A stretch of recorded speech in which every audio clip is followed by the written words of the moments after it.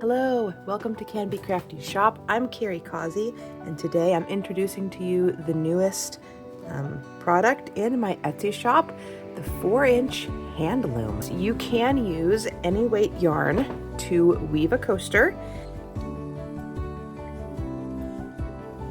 but what you do want is for the yarn to be actually touching this all the way. You don't want there to be like a pocket. Okay, so we've done our pull up. Keep holding. Pull this down into a little bit of an arch.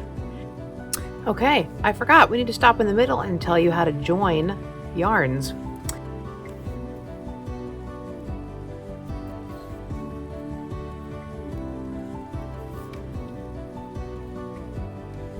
All right, and then you're just gonna go in and cut up at the top.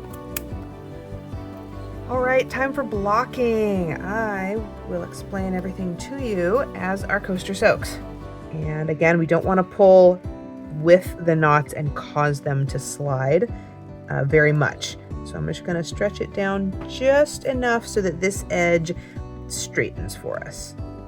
There's no stress to this blocking part. Blocking might sound big and scary. I don't know, maybe it doesn't to you. I always thought blocking was going to be big and scary, and then I finally did it and I'm like, wait, you mean you just stick pins in it till it looks good? Yes, that's what you do. Taking just a little at a time.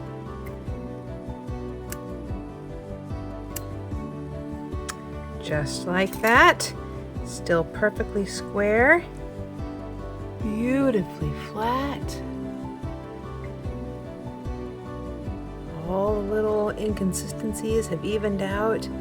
If you want to do stripes like this, I wove a row over and back of one color and then left it hanging and wove 2 of another color, and then I just rethreaded the first one and brought it down the side.